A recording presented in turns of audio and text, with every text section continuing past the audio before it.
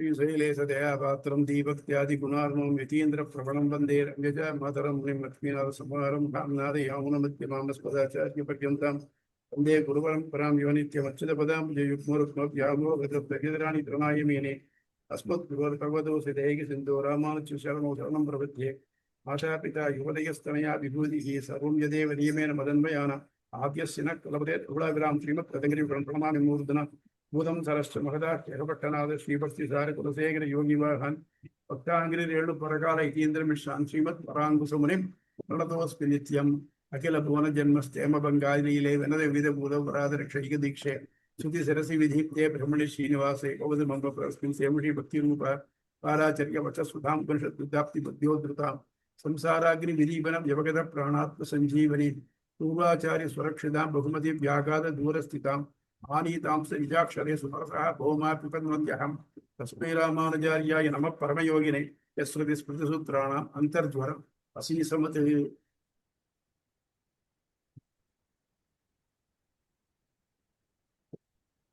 நீங்க ஆரம்பிக்கலாமா? வணக்கம் சுவாமி, ஆரம்பிக்கிறேன். இந்த வாட்டியும் பிபிடி போட்டிருக்கேன் சுவாமி, அதை ஷேர் பண்றேன். Oh, very good very good, நல்லது. Yes sir.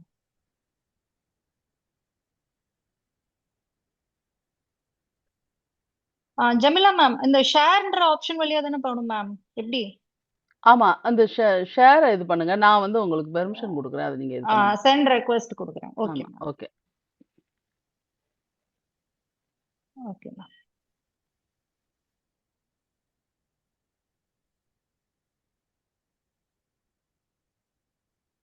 Jemila ma'am okay பண்ணிட்டீங்களா? நான் அலோவ் பண்ணிட்டேன்ப்பா, நான் பண்ணிட்டேன். இன்னும் வரலையா? நான் உங்களை வந்து கோ ஹோஸ்ட் ஆக்கிடுறேன் இல்லைனா. Okay ma'am.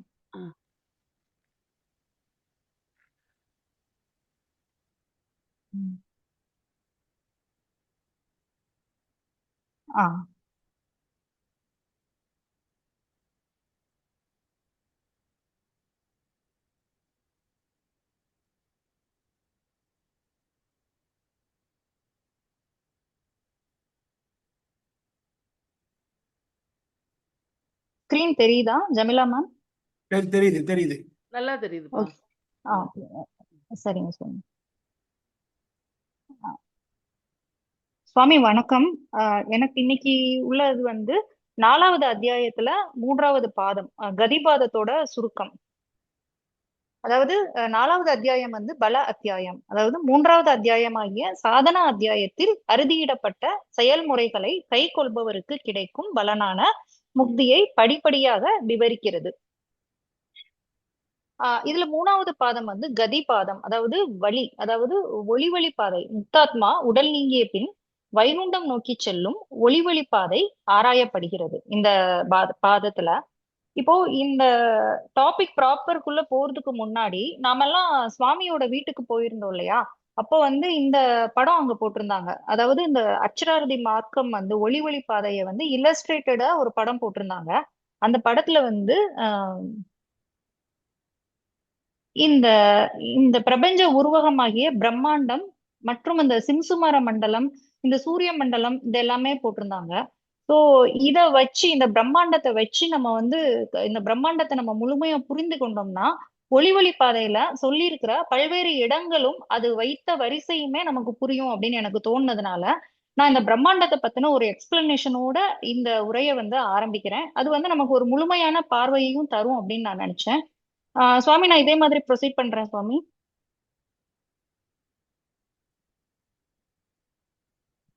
சுவாமி சொல்லுங்க, பண்ணுங்க. ஓகே சுவாமி. ஓகே, இந்த உரையோட நோக்கம் அப்படின்னு பார்த்தோம்னா முன்னுரை, அதுக்கப்புறம் பிரம்மாண்டம் ஒரு விளக்கம். இதுக்குரிய ரெஃபரன்ஸ் வந்து ஸ்ரீமத் பாகவதத்துல இருந்து எடுத்திருக்கிறேன். மற்றும் 4 வகை மனிதர்கள் உடல் நீங்கிய பின் அவர்களது ஆன்மா அடையும் கதி, இதை பத்தின ஒரு முழுமையான பார்வை. ஏன்னா நம்ம வந்து ஸ்ரீபாஷ்யத்தோட நிறைவை நோக்கி போயிட்டு இருக்கிறதுனால ஒரு ஹோலிஸ்டிக் சம்மரி மாதிரியும் ஒரு இடத்துல கொடுத்துருக்கிறேன். அடுத்து ஒளிவழி பாதை கதிபாதம், அதுல வந்து வர காரியாதிகரணம் வந்து அதை பத்தின ஒரு விரிவான பார்வை. ஏன்னா இந்த கரணம் வந்து ஒரு முக்கியமான அதிகரணம். ஸோ இந்த வகையில என்னோட உரையை நான் அமைச்சிருக்கிறேன். இப்போ வந்து நம்ம பிரம்மாண்டம் அதுக்குள்ள போகலாம். இப்போ இதுதான் பிரம்மாண்டம், அல்லது நாம படைப்பு களத்துல பார்த்தோம் இல்லையா, அந்த அண்ட முட்டை.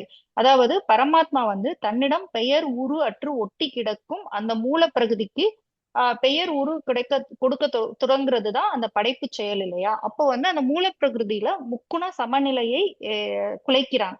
அப்போ முதல்ல தோன்றது மகத், அதுக்கப்புறம் அகங்காரம், அதுக்கப்புறம் 5 பஞ்சபூதங்கள் தோன்றுது அப்படின்னு சொல்லி நம்ம பார்த்தோம். பின்பு அந்த 5 பஞ்சபூதங்கள்லையும் பஞ்சீகரணம் செய்யப்பட்டு அண்டமுட்டையை உருவாக்கி அதனுள் முதல் ஜீவாத்மாவாகிய நான்முகனை உருவாக்குகிறான். அது பிற்பாடு நான்முகன் இந்த பிரபஞ்சத்தை படைக்கிறான், படைப்பு தொழில கண்டினியூ பண்றான் அப்படின்னு சொல்லிட்டு நம்ம பார்த்திருக்கோம் இல்லையா. அப்ப நான்முகன் துவங்கி படைக்கப்பட்ட பிரபஞ்சத்துக்குள்ள என்னென்ன அதோட அமைப்பு எப்படி இருக்கு அப்படின்னு நம்ம சொல்லி பார்த்துக்கிட்டோம்னா நமக்கு அடுத்து ஒளி பாதையை புரிஞ்சுக்கிறதுக்கு ரொம்ப எளிமையா இருக்கும். ஆஹ் இதுதான் இந்த பிரபஞ்சம், நம்மளோட பிரபஞ்சம் அல்லது பிரம்மாண்டம் அல்லது அண்டமுட்டை. அதுல பூமண்டலம் தான் நடுவுல இருக்குது. அதற்கு மேல இருக்கிறது மேல் உலகங்கள், கீழே உள்ளது பாதாள உலகம் மற்றும் நரகம். இத பத்தி நம்ம கொஞ்சம் பார்க்கலாம். இந்த பிரபஞ்ச உருவகத்துக்கு உள்ள போறதுக்கு முன்னாடி, இந்த பிரம்மாண்டத்தை பத்தி நம்ம படிக்கிறதுக்கு முன்னாடி நம்ம ஒரு சில விஷயங்களை மறந்துடணும்.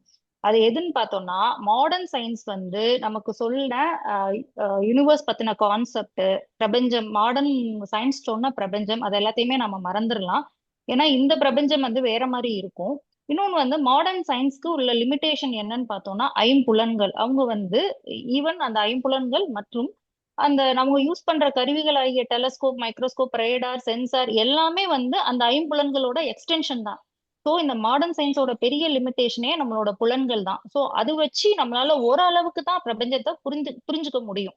அப்போ நாம இப்போ நம்ம புராணங்கள்ல வேதங்கள்ல சொல்லப்பட்ட பிரபஞ்சம்ங்கிறது பிரபஞ்ச அமைப்பு எப்படின்னா யார் சொன்னது அப்படின்னு பார்த்தோம்னா, யோகிகள், தபஸ்விகள், அவங்களோட ஆன்மாவோட ஞான விரிவால அவங்க அறிந்து சொன்னதுதான் அந்த பிரபஞ்ச அமைப்பு.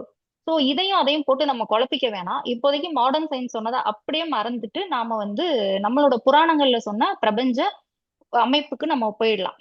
போனோம்னா இப்போ நம்ம மறக்க வேண்டியது என்னன்னு பார்த்தோம்னா ஹீலியோசென்ட்ரிக் மாடல். ஏன்னா நமக்கு மாடர்ன் சயின்ஸ் சொல்லி கொடுத்தது சூரியனை தான் பூமி மற்ற கிரகங்கள் சுற்றி வருதுன்னு சொன்னது. ஆனா நம்மளோட பிரபஞ்ச அமைப்புல பூமி தான் சென்டர் பிளேஸ்ல இருக்குது. பூமியை தான் எல்லாமே சுத்தி வர்றதா சொல்லிதான் நம்ம பிரபஞ்ச அமைப்பை நம்ம மகான்கள் விளக்கியிருக்காங்க. சோ நம்ம இதை ஞாபகம் வச்சுட்டு இப்ப ப்ரொசீட் பண்ணலாம். அதே மாதிரி நம்மளோட புராணத்துல சொல்லப்படுற பிரபஞ்ச அமைப்புங்கிறது மல்டி டைமென்ஷனல், பல பரிமாணங்கள் உடைய பிரபஞ்சம். அதாவது சயின்ஸ் படி பாத்தீங்கன்னா ஸ்பேஸும் டைம் மட்டும் அப்படின்னு சொல்லுவாங்க பிரபஞ்சத்துல. ஆனா இங்க நம்மளோட ஆன்மாவோட அறிவோட விரிவையும் சேர்த்து நம்ம எடுத்துக்கிட்டா மட்டும்தான் நம்மளோட புராணங்கள்ல சொல்லப்பட்ட பிரபஞ்ச அமைப்பை நம்மளால புரிஞ்சுக்க முடியும். சோ இது ஒரு பல பரிமாணங்கள் கொண்ட பிரபஞ்ச அமைப்பு. சோ இந்த முன்னுரையோட நாம உள்ள போறோம். இது கூட ரெஃபரன்ஸ் எல்லாமே பாகவதத்துல இருந்து 5வது ஸ்கந்தம்ல இருந்து எடுத்திருக்கிறேன். இப்போ இதுதான் நம்மளோட பிரபஞ்சம், நாம இருக்கிற இந்த பிரபஞ்சம். இதுக்கு அண்டமுட்டை அப்படின்னு எடுத்துக்கலாம்.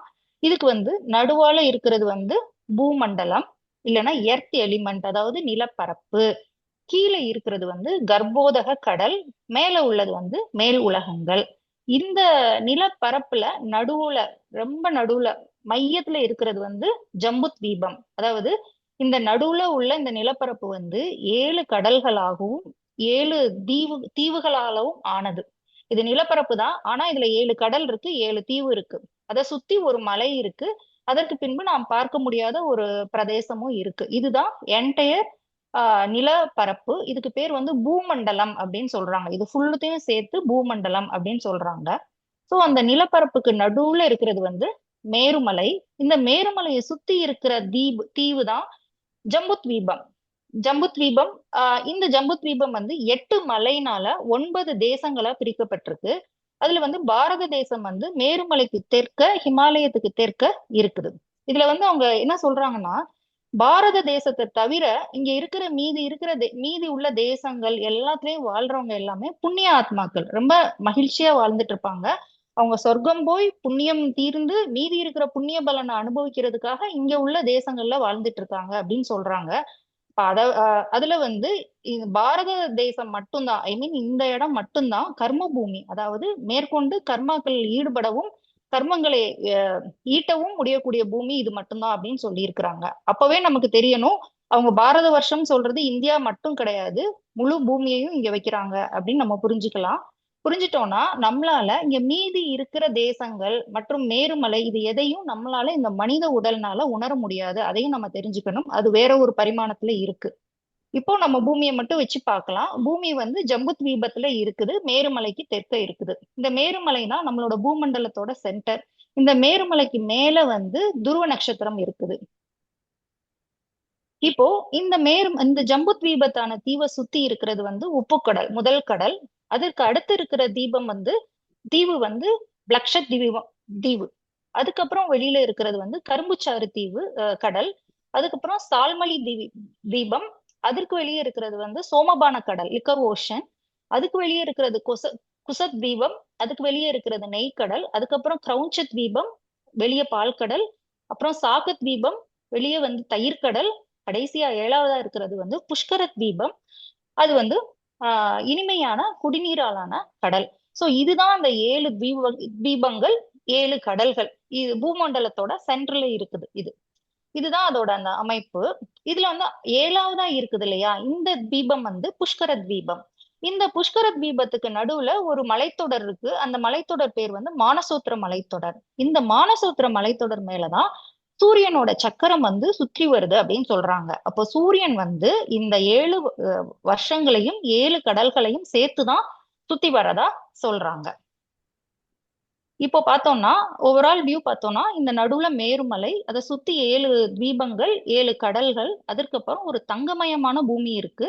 அதை தாண்டி அலோக மலைன்னு சொல்லிட்டு ஒரு மலை இருக்குது. இந்த மலைக்கு வெளியே உள்ள ஏரியா வந்து நம்மளால பார்க்க முடியாத நிலப்பரப்பு. அதான் வந்து அலோக வருஷம் அப்படின்னு சொல்றாங்க. இப்ப இந்த சென்டரா இருக்கிற மேருமலைக்கு மேல வந்து துருவன் இருக்கான். ஸோ இது வந்து துருவ நட்சத்திரம். இது வந்து இந்த 7 தீபங்கள், 7 கடல். இது அந்த அலோக மலை. இது வந்து நம்ம பார்க்க முடியாத நிலப்பரப்பு. ஸோ இந்த நம்ம வானத்துல பார்க்கிற நட்சத்திரங்கள், துருவன், கிரகங்கள், சூரியன், சந்திரன் எல்லாத்தோட ஒளியுமே இந்த மலையோட அளவுக்குள்ள மட்டும்தான் இருக்கும். வெளியில வந்து இருக்காது. இந்த ஏரியா மட்டும்தான் பிரகாசமா இருக்கும்னு சொல்றாங்க. ஓகேவா? அடுத்து வந்து இப்போ வந்து இதை நம்ம அப்படியே ஒரு லாங்கிடியூடினல் செக்ஷன் போடுறோம். இந்த நிலப்பரப்பை மட்டும் நம்ம லாங்கிடியூடினலா ஒரு செக்ஷன் போட்டோம்னா, இந்த நிலப்பரப்போட உள்ள பூமி எர்த் எலிமெண்ட்டுக்கு உள்ள பார்த்தோம்னா என்ன இருக்குதுன்னா 7 பாதாள உலகங்கள் இருக்குது. அதுக்கு கீழே வந்து 28 நரகங்கள் இருக்கு. அதற்கு கீழே வந்து அஷ்டதிக் கஜங்கள், 8 யானைகள் வந்து பூமண்டலத்தை தாங்கிட்டு இருக்கு. அதுக்கு கீழே ஆதிசேஷன் இருக்காரு. ஆதிசேஷனை தாங்குறது கூர்ம அவதார பெருமாள் அப்படின்றாங்க. ஸோ இது வந்து போல்ஸ்டார், இதெல்லாம் மேலுலகங்கள். இது வந்து பூமண்டலம், இந்த சர்ஃபேஸ் பூமண்டலம். இது வந்து பாதாளம், நரகம், கீழே வந்து கர்ப்போதக கடல். இதுதான் வந்து லாங்கிடியூடினலா போட்டோம்னா. ஸோ இது வந்து அந்த வருஷங்களை சுத்தி இருக்கிற அந்த லோக மலை. இதற்கு வெளியில வந்து நம்மளால பார்க்க முடியாத அந்த நிலப்பரப்பு. ஸோ இது ஃபுல்லு தான் பூமண்டலம் சொல்றாங்க. இந்த ஃபுல் எர்த் எலிமெண்ட் தான் பூமண்டலம் அப்படின்னு சொல்றாங்க. பூமி வந்து அதுக்கு நடுவுல இருக்கு, மேருமலைக்கு தெற்க இருக்கு. ஸோ இதை வச்சு இப்போ நம்ம வந்து பூமண்டலத்தை பத்தி தெரிஞ்சுக்கிட்டோம் இல்லையா? இப்போ அடுத்து வந்து நமக்கு கொஞ்சம் இந்த சூரியன், சந்திரன், அதோட சுற்றுவட்ட பாதையெல்லாம் தெரிஞ்சுக்கலாம். இப்போ சூரியன், சந்திரன் பூமியை சுத்தி வருது, அதாவது இந்த வருஷங்களை சுத்தி வருது அப்படின்னு எடுக்கிறப்போ இதை ஒரு பிளாட்டான இடமா பார்த்தோம்னா நம்மளால அதை அக்கௌண்ட் பண்ண முடியாது. அதனால வந்து பூகோள வர்ணம்ன்ற இன்னொரு நூல்ல வந்து என்ன போட்டிருக்காங்கன்னா, இதை வந்து ஒரு டெரஸ் டைப்பா போட்டிருக்காங்க. இந்த வருஷங்களும் தீவுகளோட அரேஞ்ச்மெண்ட்டை வந்து இந்த மாதிரி படிக்கட்டா வெளியே நோக்கி இறங்கி போற மாதிரி வச்சிருக்காங்க. அப்படி பாக்குறப்போ நம்ம வந்து சூரியன் வந்து சுத்தி வர்றது அப்படிங்கிறத நம்மளால வந்து புரிஞ்சுக்க முடியும் இல்லையா? சோ இது ஒரு டெரஸ் டைப்ல அரேஞ்ச் ஆயிடுது. 7 தீபங்கள், 7 வருஷங்கள் நடுவுல. சோ சூரியன் வந்து 7வது வருஷமான 7வது தீவான புஷ்கர தீவுல இருக்கிற மானசூத்திர மலை மேல சுத்திட்டு இருக்காரு. அவர் என்டையர் இதையும் சுத்துறாரு. 7 தீவுகளையும் 7 கடலையும் சுத்துறாரு. சந்திரன் வந்து பூமிக்கு அருகில இருக்குது. அதுவும் வந்து பூமியை வந்து சுத்தி வந்துட்டு இருக்கு. அவங்க எல்லாமே மேருமலை தான் சென்டரா இருக்கு. மேருமலையும் சேர்த்து ஃபுல்லா சுத்துறாங்க. இப்போ வந்து சூரியன் வந்து இருக்கிற பக்கம் வந்து நமக்கு பகல், சூரியன் இல்லாத பக்கம் நமக்கு வந்து இரவு. அது நமக்கு தெரியும். இப்போ வந்து திசைகள் அப்படின்னு நம்ம எடுத்துக்கிட்டோம்னா, சூரியன் உதிக்கிற திசை இப்ப பூமிக்குன்னு மட்டும் இல்ல, எல்லா வருஷங்களுக்குமே இங்க இருக்கிற எல்லா தேசங்களுக்குமே சூரியன் உதிக்கிற திசை வந்து கிழக்கு, சூரியன் மறைகிற திசை வந்து மேற்கு. அப்ப வடக்கு எது தெற்கு எதுன்னு பார்த்தோம்னா, இப்ப நம்ம 2 டைமென்ஷனலா தான் பாக்குறோம். அதாவது எர்த் எலிமெண்ட்டை ஒரு பிளேட்டா தான் இமேஜின் பண்ணிட்டு இருக்கோம். அப்படிங்கிறப்போ நமக்குரிய ட்ரூ நார்த் எதுன்னு பார்த்தோம்னா, மேல போல் ஸ்டார் இருக்குது இல்லையா, துருவ நட்சத்திரம் இருக்குது இல்லையா, அந்த வானுலகம் தான் வடக்கு. அதுக்கு கீழே நேர கீழே அப்படின்னு பார்த்தோம்னா, எர்த் எலிமெண்ட்டுக்கு கீழே போற அந்த திசை தான் தெற்கு. அதாவது இது ரெண்டையும் இதை நம்ம புரிஞ்சுக்கணும். ஏன்னா வந்து இந்த தெற்கு திசைங்கிறது நம்ம யமனுக்குரிய திசை, யமலோகம் இருக்கிற திசைன்னு நம்மளோட இதுல வந்துட்டே இருக்கும். அதே மாதிரி வடக்கு அப்படிங்கிறது வந்து தேவர் உலகம் அப்படின்றது வந்துட்டு இருக்கும். அப்ப நம்ம எதை மீன் பண்றோம் அப்படின்னா, துருவலோகம், அந்த வானுலகத்தை தேவலோகம் சொல்றோம். கீழே அந்த எர்த் எலிமெண்ட்டுக்குள்ள போறதை வந்து யமலோகம் அப்படின்னு சொல்றோம். சோ இந்த பூமியை சுத்தி வந்து மற்ற கிரகங்கள், நட்சத்திரங்கள், சப்தரிஷி மண்டலம் எல்லாமே வந்து துருவ நட்சத்திரத்துல இருந்து வாயுவாகிய ஒரு கயரால் கட்டப்பட்டு பூமியை வந்து பிரதட்சணமா சுத்தி வருதாம். அதாவது கிளாக்வைஸ் டைரக்ஷன்ல சுத்தி வருது அப்படின்னு சொல்றாங்க. அப்போ வந்து இப்ப பூமியில இருக்கிற நமக்கு வந்து காலம் நம்ம எப்படி கணிக்கிறோம் அப்படின்னு பார்த்தோம்னா, சூரியன் தான் மெயினா நம்மளோட காலத்தை கணிக்கிறதுக்கு உதவுறாரு இல்லையா. சூரியன் வந்து ஆஹ் அதாவது பூமியில இருந்து நம்ம இரவு வானத்தை பார்த்தோம்னா, பூமியை சுத்தி இருக்கிற நட்சத்திர கூட்டங்கள், அதாவது 12 நட்சத்திர கூட்டங்கள், அவற்றுக்கு நடுவுல நம்ம கோடு போட்டு இணைத்தோம்னா விதவிதமான வடிவங்கள் வரும். அந்த வடிவங்களை பொறுத்து அவர்கள் அது அது அதற்கு வந்து வேறு வேறு பெயர் கொடுத்திருக்கோம். அதை ராசி மண்டலம் சொல்றோம். சூரியன் வந்து இந்த ஒரு ராசி மண்டலத்திலையும் ஒரு மாதம் சஞ்சரிக்கிறார். முழுமையா வந்து 12 ராசியையும் அவர் அனுபவிச்சு முடிக்கிறது தான் நமக்கு ஒரு ஆண்டு. அதுக்கு பேரு தான் சம்வத்சரம் அப்படின்றாங்க. இப்ப இதுதான் வந்து காலச்சக்கரம் அப்படின்னு சொல்றாங்க. அதாவது சூரியனோட ஒரு முழு சுற்றுப்பாதையை தான் காலச்சக்கரம் அப்படின்னு சொல்றாங்க. அதுக்கு வந்து 12 ஆரக்கால்கள், அதாவது 12 மாதங்கள். அதுக்கப்புறம் அதோட விளிம்பு வந்து ஆறா பிரிச்சிருக்காங்க. அதாவது 6 பருவ காலங்கள். அதுக்கப்புறம் இந்த 12 மாதத்தையுமே 2 அயனமா பிரிக்கிறோம். அதாவது 1ல இருந்து 6 ஒரு அயனம், 7ல இருந்து 12 வந்து ஒரு அயனம் அப்படின்னு சொல்லிட்டு பிரிக்கிறாங்க. சோ இதுதான் நம்மளோட காலச்சக்கரம்.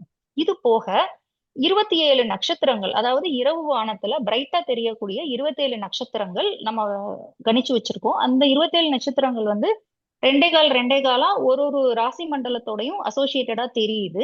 இந்த நட்சத்திரம் வழியா சந்திரன் வந்து சஞ்சரிக்கிறத வச்சு நம்ம காலக்கணக்கு பண்றாங்க, ஜோதிடம்லாம் கணிக்கிறாங்க. இப்போ நம்ம வந்து உத்தராயணம்னா என்ன, தட்சிணாயனம்னா என்ன, சூரிய கிரகணம், சந்திர கிரகணம் என்னன்னு பாத்துடலாம்.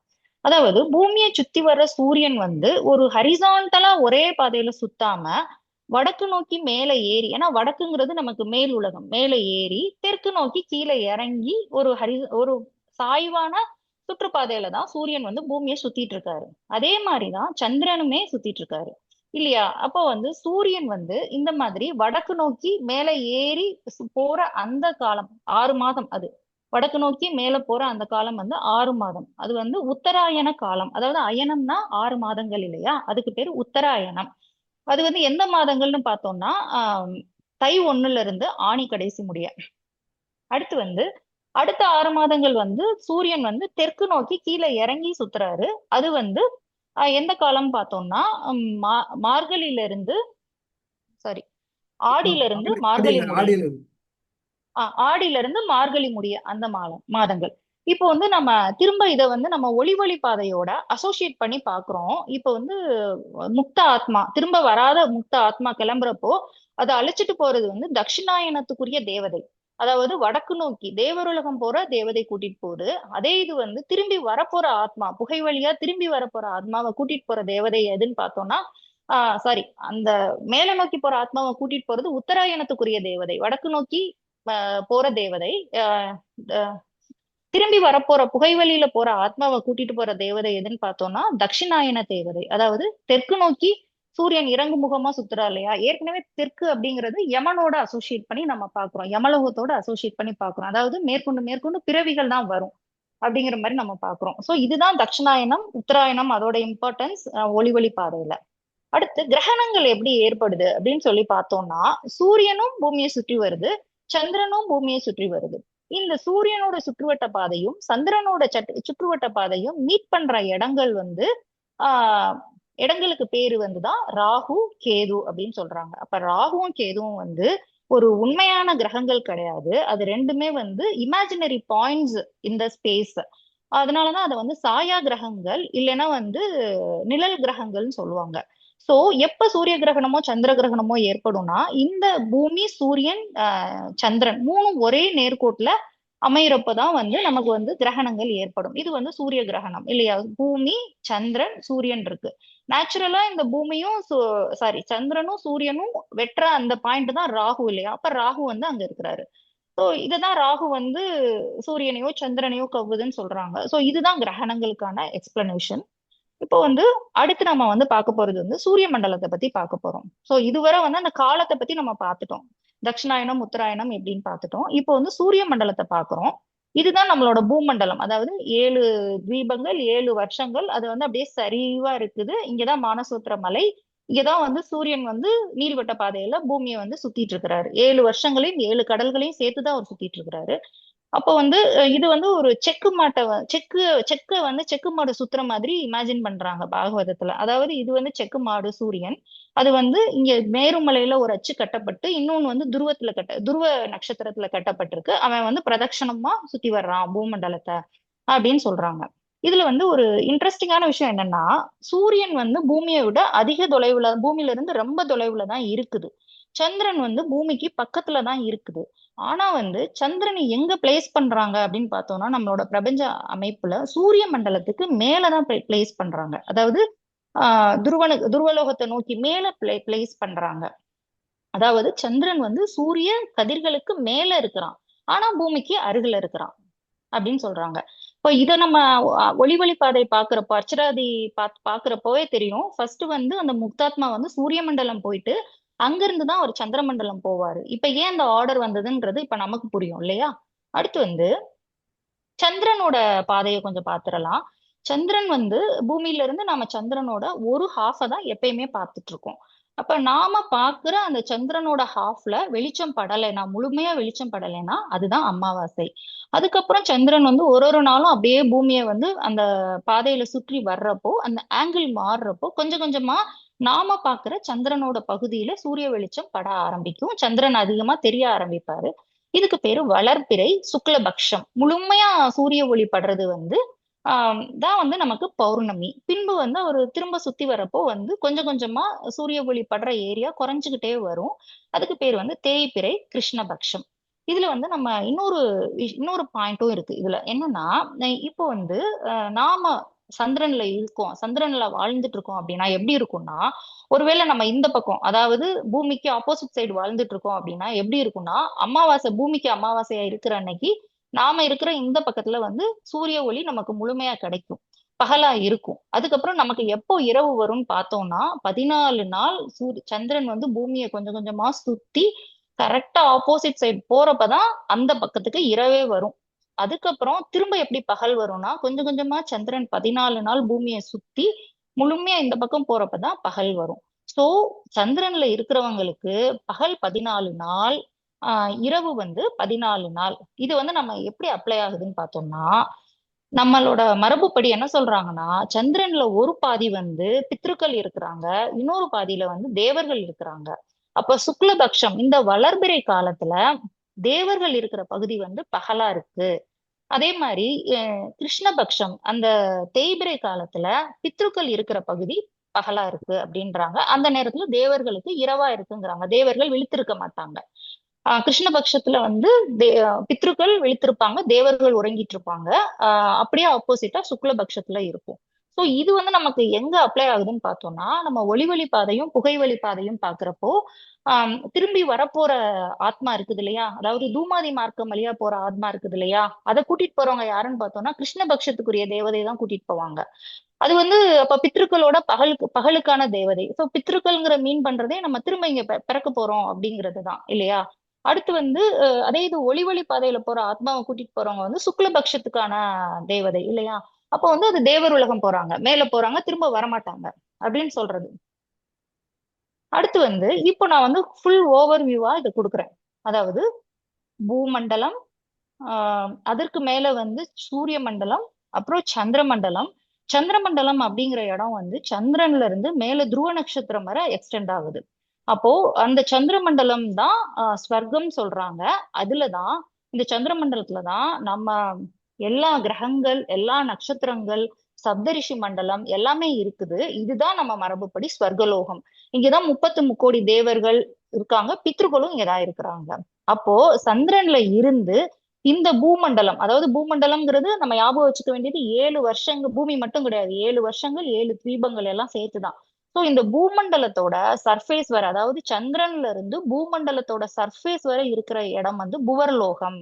புவர்லோகம் இங்க அந்த புவர்லோகத்தோட சென்ட்ரல் அந்தரிக்ஷம், அதுல வந்து சூரியன் வந்து சூரிய மண்டலம் இருக்குது.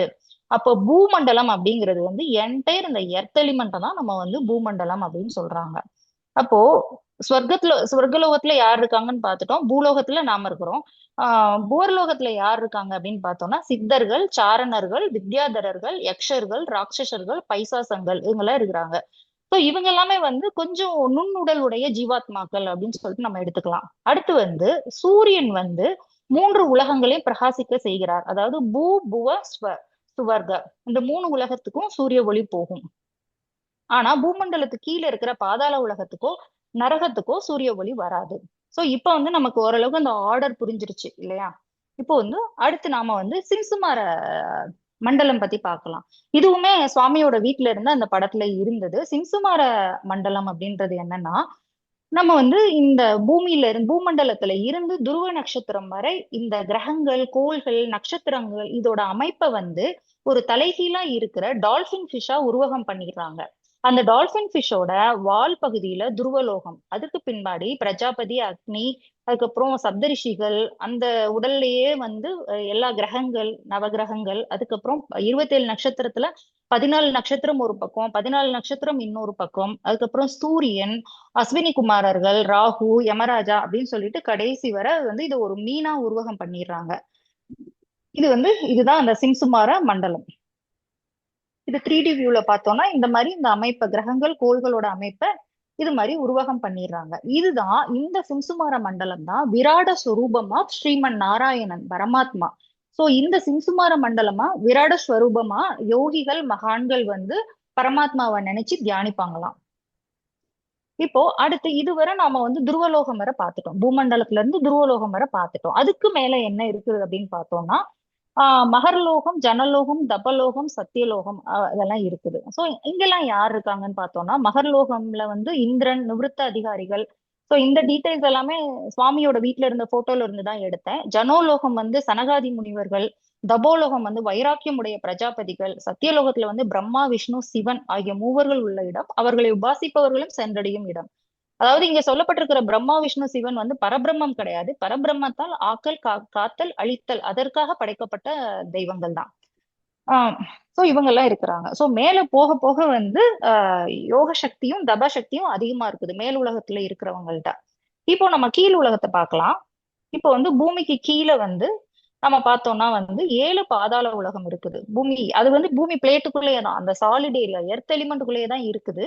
அது வந்து என்னன்னு பார்த்தோம்னா அதல, விதல, சுதல, தலாதல, மகாதல, ரசாதல, பாதாள. அதுக்கு கீழே வந்து 28 நரகங்கள் இருக்கு. சோ இந்த 7 பாதாள உலகங்கள் நரகம் கிடையாது, நரகம் தனியா இருக்குது.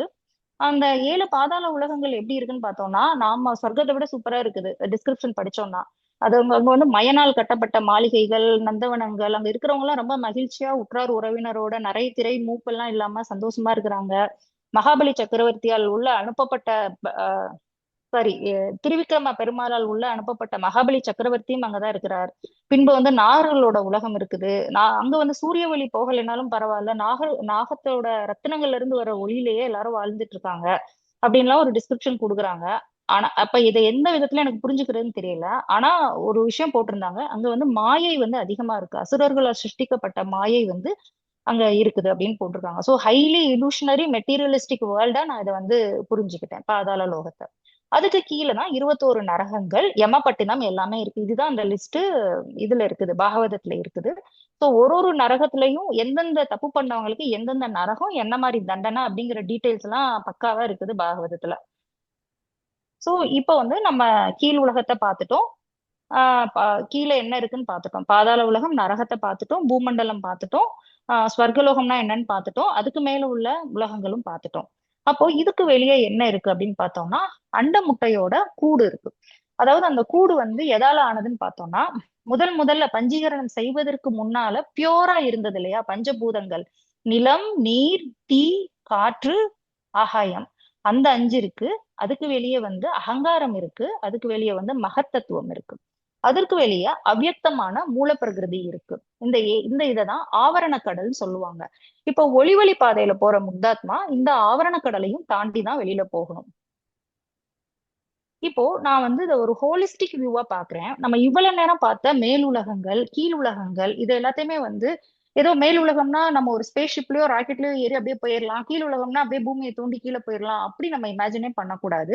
இந்த எந்த உலகமும் நாம வந்து இந்த மனித உடலோட போயிட்டு வர உலகமே இல்லை. இந்த உலகங்கள் எல்லாமே இந்த ஜீவாத்மா உடலை விட்டு நீங்கிய ஜீவாத்மா வேற விதமான உடல்கள்ல பிறப்பெடுத்து போய் அனுபவிக்கிற உலகங்கள் தான் இந்த பல உலகங்கள் அப்படின்றத நான் புரிஞ்சுக்கிட்டேன். அப்போ வந்து இதை ஒரு ஹோலிஸ்டிக்கா நான் வச்சு பாக்குறப்போ எப்படி இருக்குதுன்னா, நாம எங்க இருக்கிறோம்? நாம வந்து இங்க பூமண்டலத்துல இருக்கிறோம், ஜம்பு தீபத்துல இருக்கிறோம்.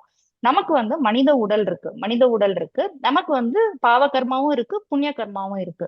இப்போ நாம நிறைய பாவ கர்மா சேர்த்துட்டோம் அப்படின்னு வச்சுக்கோங்களேன். அப்போ வந்து என்ன ஆகும்னா, நம்மளுக்கு வந்து ஆஹ் ஆஹ் அடுத்து இந்த ஆத்மா உடலை விட்டு சுவாமி சொல்லுங்க சொல்லுங்க சொல்லுங்க, கீழ் நோக்கி போயிட்டு இருக்கு. சரிங்க சுவாமி. ஆத்மா உடலை சொல்லுங்க. விட்டு ஆத்மா உடலை விட்டு வெளியேறிய பின்பு கிடைக்கக்கூடிய பருவுடல் வந்து ரொம்ப துன்பம் கொடுக்கக்கூடிய பருவுடலா, ரொம்ப பருத்த உடலா, மோர் கிராஸா இருக்கும் அப்படின்னு நான் புரிஞ்சுக்கிட்டேன். எப்போ நம்ம நிறைய பாவங்களை அக்குமுலேட் பண்றப்ப, ஆல்ரெடி மனித வாழ்க்கையிலேயே நமக்கு 99% பிரச்சனை கொடுக்கறது நம்ம உடல் தான். சோ நம்ம ரொம்ப பாவகர்மா அக்குமுலேட் பண்ணிட்டோம்னா நமக்கு அடுத்தடுத்த பிறவில கிடைக்கிற உடல் வந்து இன்னுமே நிறைய தொல்லை கொடுக்குற உடலா தான் இருக்கும். சோ பருவுடல் வந்து இன்னும் வந்து கிராஸ் ஆகிக்கிட்டே போகும் எங்க கீழ் உலகங்களுக்கு போறப்ப. அதே நேரத்துல நாம இங்க இருந்து நிறைய புண்ணியங்கள் சேர்த்தோம் அப்படின்னு வச்சுக்கோங்களேன், நம்மளுக்கு வந்து இந்த ஜீவாத்மா உடலை விட்டு நீங்கின பிறகு அதற்கு கிடைக்கிற அடுத்த உடல் வந்து இன்னும் நுண்ணியதாக, சிறப்பானதாக, அதாவது ரொம்ப துன்பம் கொடுக்காத உடலாக அமையும். அதே நேரத்துல இந்த ஜீவாத்மாக்கு வந்து கீழே போக போக அதுக்கு வந்து பருவுடல் வந்து ரொம்ப கிராஸா இருக்கிறதுனால அதோட வந்து ஞானமும் ரொம்ப குறைந்த அளவே இருக்கும். ஞானம் இல்லை என்றால் ஆனந்தமும் இல்லை. சோ துன்பம் தான் அதிகமா இருக்கும். அதே இது வந்து அந்த ஜீவாத்மா வந்து மேலுலகங்கள்ல போய் நுண்ணிய உடல் பெற்று பிறப்பு எடுக்க எடுக்க அதுக்கு ஞான விரிவு அதிகமா இருக்கும், ஆனந்தமும் அதிகமா இருக்கும். ரொம்ப மேல போறப்போ சத்தியலோகம், தபலோகம், ஜனலோகம் அங்க இருக்கிறவங்களோட ஞான விரிவு வந்து ரொம்பவே அதிகமாகவும் ஆனந்த நிலையும் அதிகமா இருக்கும் அப்படிங்கிறத நான் புரிஞ்சுக்கிட்டேன். அப்போ வந்து ஸ்வர்கலோகத்துல இருந்து நரகத்துக்குள்ளதான் நாம வந்து சுத்தி சுத்தி வருவோம். நம்ம பரமாத்மாவை பெரிய தபஸ்வியாவோ பெரிய யோகியாவோ இல்ல நம்ம சரணாகதி பண்ணல அப்படின்னா நம்ம கதி என்ன ஆகும் அப்படின்னு நினைச்சோம்னா, இந்த 3 லோகத்துக்குள்ளதான் நம்ம சுத்தி வந்துட்டு இருப்போம். இங்கேயும் போக முடியாது, வெளியிலயும் போக முடியாது அப்படின்றத நான் புரிஞ்சுட்டேன். சோ இப்போ வந்து இதோட பிரம்மாண்டம் அதை பத்தின எக்ஸ்பிளனேஷன் முடிஞ்சிருச்சு. இப்போ இதை வச்சு நம்ம ஆத்மாவோட கதிகளை நம்ம பார்த்தோம்னா, ஆஹ் ஸ்ரீபாஷ்யத்துல சொன்னபடி 4 வகையான மனிதர்கள் இருக்காங்க. அதாவது சாடிஸ்ட், பிறரை துன்புறுத்தி மகிழ்பவர்கள்; செல்ஃப் சென்டர்டு, அதாவது தன்னலத்தை மட்டுமே கருத்தில் கொண்டு வாழ்பவர்கள்; 3வது கேட்டகரி ஆத்மா வேறு உடல் வேறு என்று அறிந்தவர்கள் ஆனால் உலக ஆசை நீங்காதவர்கள்; அடுத்த பிறவி நன்றாக அமைவதற்காக புண்ணிய காரியங்களை செய்பவர்கள்; 4வது கேட்டகரி தான் உபாசகர்கள். அவங்க வந்து பரபிரம்மத்தை அடைவதையே குறிக்கோளாக கொண்டவர்கள். ஸோ இவங்களுக்கு எல்லாம் எப்படி அமையுது வாழ்க்கைன்னு பார்த்தோம்னா, மொதல் 2 category sadist and self centred people அப்படின்னு பார்த்தோம்னா, இந்த ஜீவாத்மாக்கள் உடலை விட்டு நீங்கிய பிறகு அவங்களுக்கு திரும்ப நுண்பொறிகளுடனான ஒரு சூக்ஷ்ம சரீரம் யமன் லோகத்துல கிடைக்குது. அதுக்கு பேரு யாதனா சரீரம், அதாவது கொடுமையை அனுபவிக்கிறதுக்காகவே சிறப்பா கொடுக்கப்பட்ட உடல். சோ அந்த உடலை வைத்து அவங்க எல்லா வேதனையும் அனுபவிச்சுட்டு திரும்ப வந்து பூமண்டலத்துல அவங்க வந்து ஒரு கீழான பிறப்பு எடுப்பாங்க. அதாவது பூச்சி பொட்டு, விஷப்பூச்சிகளா, இல்லைன்னா வந்து தண்ணி இல்லாத காட்டுல தனி மரமா, அந்த மாதிரி எல்லாம் பிறப்புகள் கிடைச்சு அவங்க பாவ சுமையெல்லாம் குறைந்த பிறகுதான் அவங்களுக்கு ஒரு நல்ல பிறவி கிடைக்கும் போல. அதே இது வந்து 3வது கேட்டகரி வந்து அவங்க வந்து பிரம்மத்தை உபாசனை பண்ணல, அவங்க அடுத்த பிறவி மட்டும் நல்லா இருந்தா போதும்னு நினைக்கிறாங்க, நிறைய புண்ணிய காரியம் பண்ணி இருக்கிறாங்க. அப்போ அவங்களுக்கு என்ன கிடைக்கும் அப்படின்னு பார்த்தோம்னா, அவங்களோட ஆத்மா உடலை விட்டு நீங்கின பிறகு அது போற வழி வந்து புகை வழி அல்லது தூமாதி மார்க்கம். அந்த தூமாதி மார்க்கத்துல அந்த ஆத்மா வந்து எப்படி போகும்னா, அதை அழைச்சிட்டு போவாங்க பல தேவதைகள் வந்து. அதுல வந்து இரவு தேவதை, தட்சிணாயன தேவதை, தேய்பிரை தேவதை, தட்சிணாயன தேவனை, தேவதை, பின்பு சம்வத்சரம் ஆண்டு, அதாவது காலத்தை அவங்க கடக்கிறதே இரவு வழியா, தேய்பிறை வழியா, தட்சிணாயனம் வழியா, ஆண்டு வழியா கடப்பாங்க. இது எல்லாமே பித்ருக்களுக்கானது. சோ அவங்க திரும்பி வரப்போறாங்க அப்படிங்கிறது போற வழியிலேயே தெரியுது. பின்பு அவங்க போய் அடையிற இடம் வந்து சந்திர உலகம். சந்திர உலகம்னா ஸ்வர்க உலகம். நம்ம ஏற்கனவே பார்த்தோம். சந்திர மண்டலத்துல இருந்து துருவலோகம் வரை இருக்கிற அந்த ஸ்வர்க உலகம். அங்க புண்ணியம் தீர்ற வரை இருந்துட்டு, புண்ணியம் குறைஞ்ச பிற்பாடு அவங்க வந்து பஞ்சாக்னி ஹோமம் மூலமா, அதாவது ஆகாயம், காற்று, மேகம், மலை, தானியங்கள், ஆண் உடல், பெண் உடல் வழியா வந்து இங்க வந்து பூமியில வந்து திரும்ப ஒரு நல்ல பிறப்பு தான் எடுப்பாங்க. இது வந்து புகைவழி தூமாதி மார்க்கம். இது வந்து 3வது கேட்டகரிக்கு. 4வது கேட்டகரி தான் உபாசனம் கைகூடிய முக்தாத்மா. இவர் வந்து பரபிரம்மத்தை மட்டும்தான் அடையணும்னு நினைச்சு அதையே தியானிச்சிட்டு இருக்காரு. அவருக்கு வந்து பிரம்ம உபாசனை கைகூடி அவரோட மனக்கண்ல வந்து பிரம்மத்தோட தோற்றமும் தோன்றிச்சு. அவரோட ஆத்மா உடலை விட்டு நீங்கின பிறகு அவர் போற வழிதான் அர்ச்சிராதி மார்க்கம். சோ இதுதான் அர்ச்சராதி மார்க்கத்துல வர தேவதைகள். அவரோட உடல் வந்து அவரோட ஆத்மா உடம்ப விட்டு கிளம்புறப்போ என்னன்னா, இப்போ ஒரு முக்கியமான விஷயம் என்னன்னா, நாம இந்த அண்ட முட்டையை விட்டு வெளியில போற வர இந்த ஆத்மா வந்து ஒரு உடல் இல்லாம, ஒரு நுண்ணுடலாவது இல்லாம இங்க வந்து டிராவல் பண்ணவே முடியாது. சோ ஆனா வந்து இப்போ இந்த உபாசனை கைகூடிய முக்தாத்மாக்கு எல்லா கர்ம வினைகளும் போயிடுச்சு. கர்ம வினைகள் இருந்தா மட்டும்தான் பொறிகள் இருந்து அவங்களுக்கு நுண்ணுடல் கிடைக்கும். இப்ப நுண்ணுடலும் இல்ல. அப்போ அவர் எப்படி அவர் வெளியில கிளம்புவாரு அப்படின்னு பார்த்தோம்னா, அவருக்கு உபாசனையோட பலனா பரமாத்மாவே ஒரு சிறப்பான நுண்ணுடலை கொடுக்குறாரு. அதை வச்சுக்கிறாரு. அதுக்கப்புறம் அவர் உடலை விட்டு கிளம்புறப்ப அவர் வந்து இந்த சுஷும்னா நாடி வழியா தான் கிளம்புவாரு. மண்டை ஓட்டை பிளந்து சுஷும்னா நாடி வழியா போவாரு. அப்ப அந்த நாடியை வந்து பரமாத்மாவே ஒளிரச் செய்து வழிகாட்டுவார். அதுதான் முதல் ஒளி அது. அது பின்பாடு அவரை அழைச்சிட்டு போற தேவதைகளை பார்த்தோம்னா, பகலுக்குரிய தேவதை, வளர்பிறை தேவதை, சுக்லபக்ஷத்துக்குரிய தேவதை. ஏற்கனவே சுக்லபக்ஷம் வந்து தேவர்களுக்கான பகல் நேரம் பார்த்தோம் இல்லையா? அப்புறம் உத்தராயணம், அதாவது சூரியன் வந்து வடக்கு நோக்கி ஏறி சுத்துற அந்த காலங்கள் எல்லாமே நான் உங்களை மேலுலகங்களுக்கு அழைத்து போற தேவதைகள் தான். அடுத்து சம்வத்சரம், ஆண்டு தேவதை. இந்த மாதிரி ஒரு காலத்தை வந்து இந்த தேவதைகள் மூலமா கடத்துறாரு. பிறகு ஒரு வாயுலோகம் போறாரு. வாயுலோகத்துல இருந்து சூரிய மண்டலம் போறாரு. சூரிய மண்டலத்துல இருந்து சந்திர மண்டலம், அதுக்கப்புறம் மின்னல் உலகம். அங்க மின்னல் உலகத்துல வந்து அமானவன் அப்படின்னு சொல்லிட்டு ஒரு தேவன் வர்றான். அந்த தேவன் வந்து வைகுண்டத்துல இருந்து பெருமாளால இவரை அழைச்சிட்டு வர்றதுக்காக அனுப்பி வைக்கப்படுறான். அவன் வந்து அவரை வருணலோகம், அப்புறம் இந்திரலோகம், சத்தியலோகம், பிரம்மாவோட சத்தியலோகம் இதை கடந்து அண்டமுட்டையோட அந்த 7 ஆவரண கடலையும் கடந்து வெளியில அழைச்சிட்டு போறான். அங்க போன பிற்பாடு, இங்க இருந்து வெளியில போன பிற்பாடு அந்த நுண்ணுடலுக்கான தேவை கிடையாது. அப்போ வந்து அங்க வெளியில விரஜா நதின்னு ஒரு நதி சொல்றாங்க. அந்த நதியில நீராடுறப்போ அந்த நுண்ணுடலும் விட்டு போயிடுது. அப்போ அந்த ஜீவாத்மா வந்து பரமாத்மாவோட ஆஹ் சாமியாபத்தை அடைந்து ஆனந்தத்தை அனுபவிக்கிறான். இதுதான் வைகுண்டம் போறது. இது வந்து ஒளிவழி பாதை வந்து அந்த ராமானுஜாச்சாரியர் நிர்ணயம் பண்ணது. இப்போ வந்து நாம வந்து நம்மளோட டாபிக் உள்ள போலாம், கதிபாதத்துக்குள்ள போலாம். இந்த ஒளி பாதையை வச்சு பத்தி ஆராய்ச்சி பண்றதுதான் இந்த கதிபாதம். அப்ப வந்து இதுல உள்ள அதிகரணங்கள் பார்த்தோம்னா, அர்ச்சிராத்தி அதிகரணம், வாய்வதிகரணம், வருணாதிகரணம், ஆதிவாகிகாதிகரணம், காரியாதிகரணம் அப்படின்றாங்க. இதுல வந்து முதல் கரணம் வந்து என்னன்னு பார்த்தோம்னா அர்ச்சிராத்தியதிகரணம், ஒளிவழிக்கலம். இதுல வந்து என்ன சந்தேகம் வருதுன்னா, பலவிதமான உபநிடதங்கள்ல இந்த ஒளிவழி பாதையோட ஆர்டர், இந்த தேவதைகளோட ஆர்டர் வந்து மாத்தி மாத்தி சொல்லி இருக்கிறாங்க. சாந்தோக்கியத்துல பகல் வளர்பிறை, உத்தராயணம், வருடம், சூரியன், சந்திரன், மின்னல், அமானவன் சொல்ற. கௌஷிதியில வந்து தீயின் உலகு, வழி உலகு, வருண உலகு, சூரிய உலகு, இந்திர உலகு, பிரம்மன் அப்படின்றாங்க. பிருகதாரண்யத்துல ஒளிவழி, பகல், வளர்பிறை, வடநோக்கு, தேவர் உலகு, சூரிய உலகு, மின்னல், அமானவன், பிரம்மம் அப்படின்றாங்க. சோ இந்த மாதிரி ஆர்டர் மாத்தி மாத்தி இருக்கிறப்போ என்ன சந்தேகம் வருதுன்னா, அப்போ இது ஒன்னொன்னும் ஒரு வழியா, அப்போ முக்தாத்மா அவனுக்கு விரும்பின வழியா அவர் தேர்ந்தெடுத்து போகலாமா அப்படின்ற மாதிரி சிலர் வந்து சந்தேகம் கிளப்புறாங்க. அப்ப ராமானுஜர் இங்க நிறுவும் கொள்கை என்னன்னு பார்த்தோம்னா, அர்ச்சிராதி மார்க்கம் என்று வேதங்களில் பெருமைப்படுத்தப்பட்டுள்ள வழி ஒன்றே. ஒரே வழியை பெருமைப்படுத்தும் விதமாக விரித்தோ சுருக்கியோ கூறுகின்றன. அவை யாவற்றையும் ஒன்று திரட்டி மொத்தமாகவே பொருள் கொள்ள வேண்டும். இவை யாவற்றையும் ஒழுங்குபடுத்தி ஒரே வழியாக கொள்ளுதலே பொருத்தமுடையது அப்படின்னு சொல்றாரு. இதுதான் ராமானுஜாச்சாரியர் நமக்கு அறுதியிட்டு சொன்ன ஒளி பாதையில இருக்கிற ஆர்டர். இப்போ அடுத்த அதிகரணத்துல என்ன சந்தேகம் வருதுன்னா, வாய்வதிகரணம், அதாவது வழி உலகு களம். இந்த வாயு உலகத்தை எந்த இடத்துல பிளேஸ் பண்றதுன்னு ஒரு சந்தேகம் வருது. ஏன்னா சாந்தோக்கியத்துல வந்து மாதம், வருடம், பருதி வாயு உலகமே சொல்லப்படல. பிருகதாரண்யத்துல மாதத்துக்கு அப்புறம் தேவர் உலகம் சொல்லிட்டு அப்புறம் சூரியன் சொல்றாங்க. இன்னொரு இடத்துல வழி உலகம் சொல்லிட்டு சூரியன் சொல்றாங்க. கௌஷிதிகளையும் வழி உலகுக்கு அப்புறமா சூரியன் உலகம் வைக்கிறாங்க. அப்போ வந்து இந்த தேவருலகுனா என்ன, இந்த வழி உலகு வந்து சூரியனுக்கு முன்னாடி வருமா பின்னாடி வருமா அப்படின்னு சொல்லி ராமானுஜாச்சாரியார் ஆராய்ச்சி பண்ணி நிறுவற கொள்கை என்னன்னா, இது வந்து வாயு என்னும் தேவன் வசிக்கும் உலகு தேவருலகு என கொள்ளப்படலாம் என்று கொண்டு வருடம் தேவ அல்லது வாயு உலகு பரிதி என கொள்வதே பொருத்தம். வாயு தேவன் வசிக்கிற உலகுதான் தேவருலகு. எனவே இங்க தேவருலகுன்னு சொல்லப்பட்டதையும் நம்ம வந்து வாயு உலகுன்னு எடுத்துக்கலாம் அப்படின்னு சொல்றாரு. சோ இதுக்காக இந்த பிரம்மாண்டத்துக்காக ரெஃபர் பண்றப்ப பாகவதத்திலையும் ஒரு லைன் பார்த்தேன். அதாவது பூமிக்கு மேலே 100 யோஜனை தூரம் வரை, அதாவது மேகங்கள் இருக்கிற வரை காற்று வீசி கொண்டிருக்கிறது. அதற்கு மேலதான் ராகு மண்டலம், அதற்கு மேல சூரிய மண்டலம் இருக்கு. அப்ப முதல்ல வாயு உலகம் முடிச்ச பிற்பாடுதான் நம்மளோட பிரம்மாண்ட அமைப்பு படியுமே வாயு உலகத்துக்கு அப்புறம் தான் சூரிய மண்டலம் வருது. அதுக்கப்புறம் அடுத்த அதிகரணம் என்னன்னு பார்த்தோம்னா வருண உலகுக்களம். அதாவது நீர் உலக வந்து நம்ம எங்க பிளேஸ் பண்றது அப்படிங்கறத பாக்குறோம். இதுல வந்து கௌஷிதகி உபனிஷத்துல வாயு உலகம், வருணன், சூரியன், இந்திரன், நான்முகன் சொல்றாங்க. சாந்தோக்கியத்துல சூரியன், சந்திரன், மின்னல், அமானவன். பிருகதாரண்யத்துல சூரியன், சந்திரன், மின்னல், நான்முகன். அதாவது ஒரு உபனிஷத்துல வந்து வருணனை வந்து சூரியனுக்கு முன்னாடியே வச்சிடுறாங்க.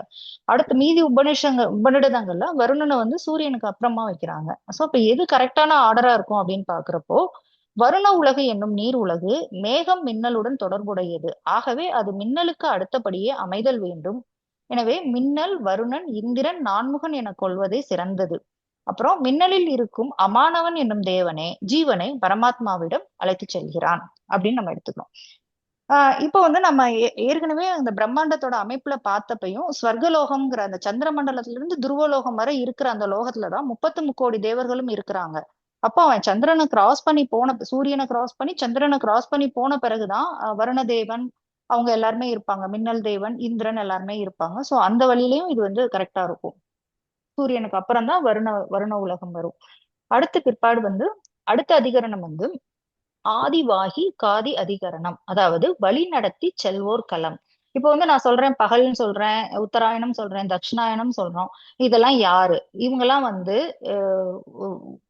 ஒளி வழியில உள்ள ஒரு அடையாளங்களா? அதாவது ஒரு இடத்துக்கு நம்ம போகணும்னு சொன்னா எப்படி போகணும்னு கேட்டா ரைட்ல ஒரு மரம் வரும், லெஃப்ட்ல போனீங்கன்னா ஒரு கடை இருக்கும், அந்த மாதிரி எல்லாம் சொல்லுவாங்க இல்லையா? அந்த மாதிரி ஒரு அடையாளமா சொல்ற இடங்களா, இல்லைன்னா முக்தன் வந்து தங்கி இன்பம் துய்க்கும் இடங்களா, போற வழியில ஒரு ரெஸ்ட் எடுக்கிறதுக்கான இருக்கிற இடங்களா, இல்லைன்னா முக்தனை பிரம்மத்திடம் வழி நடத்தி செல்லும் அந்தந்த இடத்திற்குரிய தேவதைகளா அப்படின்னு சொல்லிட்டு இந்த இடத்துல வந்து ஒரு டிஸ்கஷன் வருது.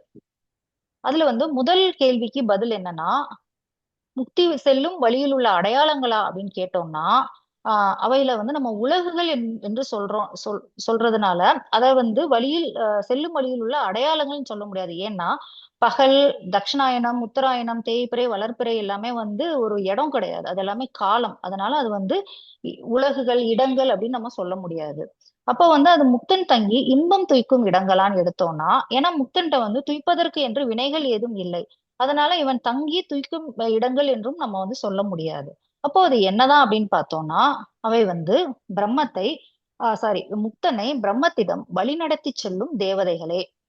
அதாவது இந்த உலகங்கள் யாவற்றையும் நிர்வகிக்கும் திறன் படைத்த தேவதைகள் உண்டு என்று வேதத்தில் சொல்லப்பட்டுள்ளது. சோ இவைகள் எல்லாமே தேவதைகள் தான். இன்னொரு பாயிண்ட் என்னன்னு பார்த்தோம்னாலுமே, மின்னல் உலகத்துக்கு அப்புறம் அமானவன் அப்படிங்கிற ஒரு தேவன் வந்துதான் இந்த முக்தாத்மாவை வைகுண்டத்துக்கு அழைச்சிட்டு போறான். சோ அந்த அமானவன் யாருன்னு பார்த்தோம்னா, நம்ம இருக்கிற எல்லா ஜீவாத்மாக்கள்லையும், அதாவது புல்லிலிருந்து பிரம்மன் வரை, நான்முகன் வரை எல்லாரையும் விட மேம்பட்டவன். அப்ப அதை வச்சு நம்ம கம்பேர் பண்ணி பார்த்தோம்னா, இப்போ ஒளி வழியில சொல்லப்பட்ட மித்த தேவதைகளுமே மிக உயர்ந்த நிலையில் உள்ள ஜீவாத்மாக்கள் பகவானால் பிரபஞ்சத்தின் பல்வேறு செயல்பாடுகளை நிர்வகிப்பதற்காக நியமிக்கப்பட்டவர்கள் என்றே நாம் கொள்ள வேண்டும். சோ எல்லாருமே அப்ப முடிவு என்னன்னா, முடிவாக முக்தனுக்கு ஒளி வழியாக பகல் முதல் பிரம்மன் வரை காட்டுபவை அவை அவற்றிற்குரிய தேவதைகளே அப்படின்னு சொல்லிட்டு நம்ம முடிவுக்கு வந்துடுறோம். இப்போ வந்து நம்ம சுவாமி ஒரு சின்ன கரெக்ஷன், பிரம்மன் இல்ல பிரம்மம். பிரம்மம் முந்தின ஸ்லைட்ல காமிச்சீங்க இல்லையா? ஆமா சுவாமி, தப்பா எழுதிருக்கேன், நான் மாத்திரேன் சுவாமி. ஆமா சுவாமி, பிரம்மம் பிரம்மம் முக்கியமான பாயிண்ட், பிரம்மம். சரி சுவாமி, அடுத்து போறேன். நிறைவான அதிகரணம் நமக்கு காரியாதிகரணம் ஆர் காரியகலம்.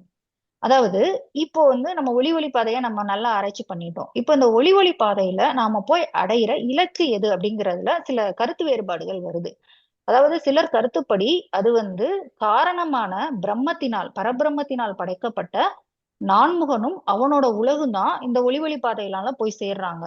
அதனால அவனால படைக்கப்பட்ட காரியமாகிய பிரம்மனுடைய உலகுகளை போய் சென்று அடைகிறார்கள்னு சொல்றதுனால இதுக்கு பேரே வந்து காரியாதி கரணம் சொல்றாங்க. சோ இதுக்கு வந்து 3 முனிவர்கள் வந்து 3 விதமா கருத்து சொல்லியிருக்கிறாங்க. அதுக்கு முன்னாடி வந்து என்ன டிஸ்கஷன் பாயிண்ட் அப்படின்னு எடுத்து பார்த்தோம்னா, பிருகதாரண்யத்துல வந்து பரமாத்மாவின் சங்கல்பத்தால் படைக்கப்பட்ட புருஷனாகிய அமானவன் பிரம்ம உபாசகனை நான்முகன் உலகுகளுக்கு அழைத்து செல்கிறான் இருக்கு. சாந்தோக்கியத்துல பிரஜாபதி அதாவது உயிர்களை படைத்தவனின் சபையாகிய இருப்பிடத்தை அடைவேனாகன் இருக்கு. அப்ப என்ன கேள்வி வருதுன்னா, இங்க பிரம்ம என்ற அழிப்பாலாலும் உலகுகளுக்கு என்று பன்மையாலும் சுட்டி காட்டப்படுவது யார்? நான்முகனாகிய பிரம்மனா, அவனால் படைக்கப்பட்ட நம்ம இத்தனை உலகங்களை பத்தி டிஸ்கஸ் பண்ணோம். சோ அந்த உலகங்களா இல்லைன்னா பரபிரம்மமா அப்படின்றது கேள்வி வருது. அப்போ இதுக்கு 3 முனிவர்கள் 3 விதமா கருத்து சொல்றாங்க. இதுல வந்து பாதிரி முனிவர் என்ன சொல்றாருன்னா, நான்முகனை உபாசனம் செய்பவரையே அர்ச்சராதிகதி தேவதைகள் நான்முகனிடம் அழைத்து செல்வார்கள். ஏனென்றால் பரபிரம்மத்தை அடைய அர்ச்சராதிகதி தேவையில்லை. ஏனெனில் பரபிரம்மம் எங்கும் நிறைந்துள்ளது. பரபிரம்மம் எப்போதும் அடையப்பட்டதாகவே எங்கும் உள்ளது. பரபிரம்மத்தை பற்றிய அஞ்ஞானத்தை ஒழிப்பது மட்டும்தான் உபாசனத்தின் பயன் அப்படின்னு சொல்றாரு. அப்புறம் இந்த மாதிரி நான்முகனை உபாசனம் செஞ்சு நான்முகன்கிட்ட போய் இருக்கிறவங்க வந்து பேரழிவில் நான்முகன் உலகு அழியிறப்போ அந்த உபாசகர்கள் வந்து நான்முகனால் வழி நடத்தப்பட்டு பரபிரம்மத்தை அடைகிறார்கள் அப்படின்னு சொல்றாரு பாதிரி முனிவர். ஜைமினி முனிவர் என்ன சொல்றாருன்னா, பரபிரம்மத்தை உபாசனை செய்பவர்களை மட்டுமே ஆதிவாகிகள் அழைத்து செல்வார்கள், வேறு யாரையும் அல்ல அப்படின்றாங்க. இப்ப வந்து இதுதான் சித்தாந்தம், பாதராயணரோட தற்கொள்கை. அது என்னன்னா, பரபிரம்மத்தை உபாசனை செய்பவரையும் பரபிரம்மத்தின் சரீரமாக ஜீவாத்மாவை உபாசனை செய்பவரை மட்டுமே ஆதிவாகிகள் அழைத்து செல்வார்கள், வேறு யாரையும் அல்ல அப்படின்னு சொல்றாரு. அதாவது இதை அவங்க நியாயப்படுத்துறது தத்கிறது நியாய படி. அதாவது மனிதன் வந்து இவ்வுலகில் எப்படி உபாசனம் செய்பவனாக ஆகிறானோ இங்கிருந்து போய் அப்படியே ஆகின்றான். அப்ப நாமம் பெயர் முதல் பிராணன் வரையிலான பிரதீகங்கள்னா உயிரற்றதை பற்றி உபாசனை செய்பவருக்கு அர்ச்சராதி கதி இல்லை. அதை விட குறைந்த அளவிலான ஒரு பலன் கிடைக்குது அப்படின்னு சொல்றது பாதராயணரோட தற்கொள்கை. சோ இதுதான் சித்தாந்தமாவும் ராமானுஜாச்சாரியர் நிறுவுறாரு.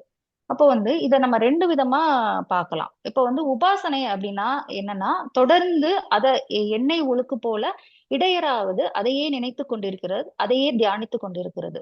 சோ நம்ம எதை தியானிக்கிறோமோ அதையே நாம அடைகிறோம். அதுதான் இப்ப உபாசனைங்கிறது. நம்ம பரபிரம்மத்தை மட்டும் குறித்து செய்ய போறது இல்ல.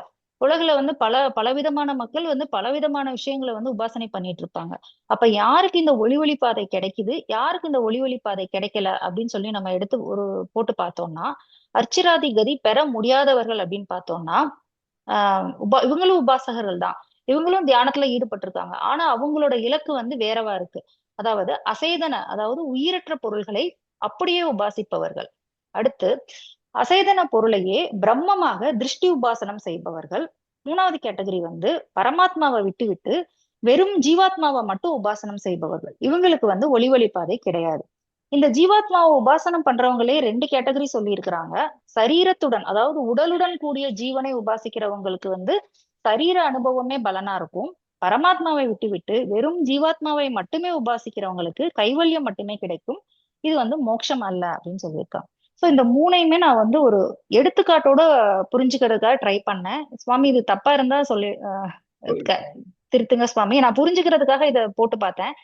அசைதன சொல்றேன் சுவாமி. அசேதன பொருள்களை அப்படியே உபாசிப்பவர்கள் அப்படின்னு சொல்லிட்டு நான் யாரா இருக்கலாம் அப்படின்னு யோசிச்சு பாக்குறப்போ, இன்னைக்கே நம்ம வந்து லௌகிக பலனுக்காக எத்தனையோ விதமான ஆராதனை தியானம் அதுல எல்லாம் ஈடுபடுறவங்களும் நம்ம பார்த்துட்டுதான் இருக்கோம். சோ பிரம்மத்தை பற்றிய எந்த அறிவும் கல்வியும் இல்லாமல் லௌகீக பலன்களுக்காக விக்கிரக ஆராதனை மற்றும் மற்ற பல பொருள்களை உபாசிப்பவர்கள்னு எடுத்துக்கலாம். அவங்களுக்கு அவங்க எதை தியானிக்கிறாங்களோ அந்த பலன் தான் கிடைக்கும். அடுத்து அதே இது அசேதன பொருளையே பிரம்மமாக திருஷ்டி உபாசனம் செய்பவர்கள் அப்படின்னு யோசிச்சு பார்த்தோம்னா, விக்கிரக ரூபம் மட்டுமே பரமாத்மா என்று உபாசிப்பவர்கள் அப்படி இருக்கிறவங்கள நான் எடுத்துக்கிட்டேன். அடுத்து 3வதா பரமாத்மாவை விட்டு ஜீவனை மற்றும் உபாசனம் செய்பவர்கள் இருக்காங்க இல்லையா, அதுலயே 2 பேர் இருக்காங்க. ஒருத்தவங்க வந்து உடலோட சேர்ந்த ஜீவாத்மா, இன்னொருத்தவங்க ஜீவாத்மா மட்டுமே. அதுல ஜீவாத்மா மட்டுமேன்னு உபாசிக்கிறவங்களுக்கு கைவல்யம் கிடைக்குது.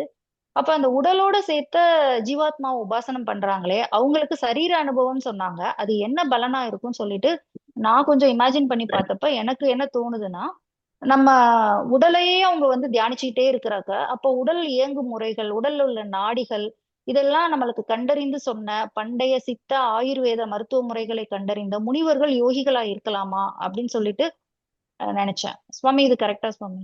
இருக்கலாம் இருக்கலாம் இருக்கலாம். சரிங்க சுவாமி. Service is correct. ஓகே, இந்த மாதிரி தான் நான் ஸ்பெகுலேட் பண்ணேன். ஸோ உபாசனம்ங்கிறது நம்ம பலன் தராம போகாது, ஆனா நம்ம இலக்க பொறுத்து தான் நமக்கு பலன் கிடைக்கும். இவங்க யாருக்குமே மோட்சம் கிடைக்க போறது இல்ல. அப்ப யாருக்குதான் மோட்சம் கிடைக்குது? அர்ச்சராதி கதி பெறுபவர்கள் யாருன்னு பார்த்தோம்னா, பரபிரம்மத்தை உபாசனம் செய்பவர்கள், பரபிரம்மத்தின் சரீரமாக ஜீவாத்மாவை உபாசனம் செய்பவர்கள். ஏனென்றால் இப்ப மீதி எல்லாமே உயிரற்றது, பரபிரம்மமும் ஜீவாத்மாவும் ஞானமயமானது, அதுக்கு ஒரே பண்புடையது. சோ அதை வந்து ஜீவாத்மாவை வந்து பரபிரம்மத்தோட சரீரமா உபாசனை பண்றதும் சரியான வழிதான். அப்போ இதுக்கு வந்து சுவாமி சொன்ன எக்ஸாம்பிள் தான். இதை நம்ம எப்படி புரிஞ்சுக்கணும்னு பார்த்தோம்னா, நம்ம ஒரு விக்கிரக வழிபாடு பண்ணலாம், தப்பு இல்ல. ஆனா விக்கிரக ரூபம் மட்டுமே பரமாத்மா என்று உபாசிப்பதை விட, எங்கும் நிறைந்துள்ள பரமாத்மா விக்கிரகத்திலும் உள்ளான் என்று உபாசிப்பதே நமக்கு வந்து மோட்சத்தை பெற்றுத்தரும் அப்படின்னு நான் புரிஞ்சுட்டேன். அப்ப இதுக்கு வந்து எம்பெருமானாரோட விளக்கம் வந்து அறுதியா என்ன சொல்றாருன்னா, பரபிரம்மத்தை உயிரல் பண்டங்களுடன் கூடியதாக உபாசிப்பவர்கள் தத்தம் உபாசனத்திற்கு ஏற்ப அழியத்தக்க இலக்குகளையே அடைகின்றனர். அவர்கள் ஒளி வழியே அடைவதில்லை. தூய பரபிரம்மத்தை மட்டுமே இலக்காக உபாசிப்பவர்கள் மட்டுமே ஆதிவாகிகர்களால் நடத்த பெற்று பரபிரம்மத்தை அடைகிறார்கள் அப்படின்னு சொல்றாரு. இதோட என்னோட உரையை முடிச்சுக்கிறேன். நன்றி. நன்றி சுவாமி. ரைட். அவங்க சொன்னதுல ஒரே ஒரு இது கொஞ்சம் சின்ன எக்ஸ்பிளைன் பண்றேன். இப்போ ஒருத்தர் இப்ப நம்ம விக்கிரகம் நம்ம ரங்கநாதன் சேவிக்கிறோம். இங்க ரங்கநாதன் பரமாத்மா இந்த விதத்தை சேவிக்கிறோம். ஆனா ரங்கநாதன் தான் பரமாத்மா அப்படிங்கிறது. ரங்கநாதன் பரமாத்மாவின் ஒரு ரூபம். இவன் மூலமாக நம்ம அவனை அடைய முடியும் அப்படிங்கிறது தான் நமக்கு அதுகளும். அது இல்லாம நான் ரங்கநாதன் மட்டும்தான் சேவிப்பேன், மற்றதெல்லாம் பார்க்க மாட்டேன் அப்படின்னு சொன்னவனாக்க அவனும் அந்த பிரதீகாலப்பனர்களை போயிடுறான். இப்போ நம்ம உடம்பு இருக்கு, இந்த உடம்புனுடைய ஆக்டிவிட்டி எதனால இருக்கு? நீர் இருக்கிறதுனால இருக்கு. சப்போஸ் ஒருத்தர் வந்து எனக்கு மார்பு சந்தனம் பூசிக்கிறார். சந்தனம் பூசிக்கிறது மார்புலதான், ஆனா உடம்பு பூரா குளிர்ச்சி தெரிகிறது இருக்கு. அப்போ இந்த ஒரு பகுதியில பண்ணாலும் உடம்பு தெரிய மாதிரி இந்த உடம்பு பூரா பரவி இருக்கக்கூடிய ஜீவாத்மாக்கு அதே மாதிரி ஜீவாத்மா நமக்கு ஒரு இடத்துல வெளிப்படையாக தெரிஞ்சாலும், அதாவது பரமாத்மா அது எல்லா இடத்துலையும் பரவி இருக்கார் அப்படிங்கிற எண்ணத்தோட நம்ம இது பண்ணணும். அது இல்லாம அவர் ஒரு பகுதி, இதனுடைய பகுதி இப்படி பகுதி அப்படின்னு நினைக்கிறதுக்கு பாருங்க, அதான் பிரதீகாலம். பிரீத்திகாலம் இல்லை, எங்கேயும் நிறைஞ்சிருக்கான். ஆனா நமக்காக நம்முடைய ஒரு தொண்டினை ஏற்பதற்காக பரமத்தில் இருக்கான் அப்படின்னு நினைச்சிட்டு அவனுக்கு அதுக்காக இது பண்ண உபாசனை பண்ற பாருங்க, அதுதான் பரமத்துக்கு போய் சேரும். உபாசனை வந்து எதுக்கு வேணா பண்ணலாம், எதுவும் கிடைக்கும். சரணாகிதி அப்படித்தான், எதுக்கு வேணா பண்ணலாம், எதுவும் கிடைக்கும். ஆனால் நோக்கம் என்னவோ கேட்டு வந்து நம்மதான் இருக்கணும். Choice is hours. For example சரணாகதி 3 பேர் பண்ணினான். யாருன்னா, முதல்ல ராமாயணத்துல இவன் பண்ண காகாசுரன், இந்திரனுடைய பிள்ளை ஜெயந்தன்னு பேரு, அசுரத்தனோட இருந்தான். அவன் என்ன பண்ணான்னாக்க, சித்திரகூடத்துல விராட்டி மடியில தலையை வச்சு பெருமாள் படுத்துட்டு இருக்கச்சு விராட்டிகிட்ட அபச்சாரப்பட்டான். அவன் வந்து காக்கி உருவம் எடுத்து பிராட்டியுடைய மார்பை கொத்தினான். பிராட்டி பெருமாள் எழுந்துடப்படாதேங்கிறத பிரசாதம் இருந்தார். ஆனா ரத்தத்துளி பெருமாள் பட்டவன் முழிச்சுட்டார். அப்ப காகாசுரன் நோக்கி பக்கத்துல ஒரு புல்ல உருவி அதுல பிரம்மாஸ்திரத்தை வந்துருச்சு விட்டார். அவனை துரத்திட்டே போச்சு. போனா அவன் யாருக்கு ஆபத்து மாட்டேங்க வராதே கதை அடிச்சுட்டாங்க. கடைசியில எல்லாம் இல்லாம திறந்துட்டு கடைசியில வந்து பெருமாள் காலையே வந்து விழுந்தான். விழுந்த உடனே அவனுக்கு வந்து அவனுடைய பிராணனை கொடுத்தார். இப்போ பெருமாளை தான் அடிச்சான், சரணாகதி பண்ணினான். ஆனா அவன் பரமதம் கேட்கலையே, அவன் கேட்டது தன்னுடைய பிராணம் கிடைச்சது அவனுக்கு. ரெண்டாவது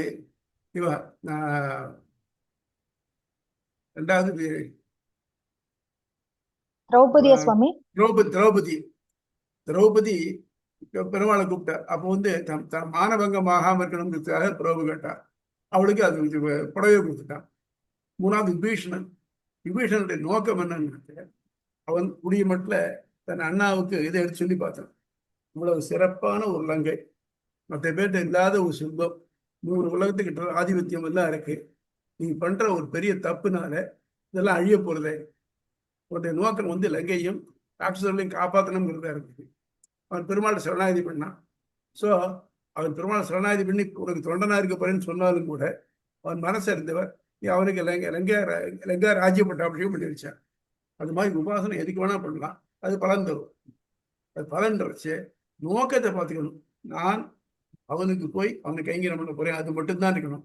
அதுல இன்னொரு ட்ரேஸ் கொஞ்சமாவது இருந்ததுனாக்க அது நமக்கு கிடைச்சிடும். அதுதான் 2 பேருக்குள்ள வித்தியாசம். ஸோ அவன் சொன்னது அதெல்லாம் நல்லா இருந்தது. இது பண்ணிருக்கீங்க, வெரி குட்.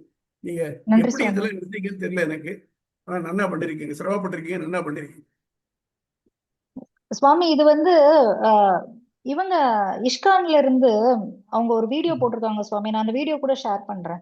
அதுல இருந்து தான் இந்த படங்கள் எல்லாமே எடுத்தேன், பிரம்மாண்டத்தோட படங்கள் எல்லாமே. நல்லா நல்லா என்ன பண்ணிருக்கீங்க. நன்றி சுவாமி. சிரமப்பட்டு ரொம்ப பியூட்டிஃபுல்லா இருந்தது. ரொம்ப பியூட்டிஃபுல்லா இருந்தது மாமி. ரொம்ப ரொம்ப பியூட்டிஃபுல்லா இருந்தது அண்ட் வெரி இன்ட்ரெஸ்டிங்காவும் இருந்தது சுவாமி. Good student as well as a good teacher.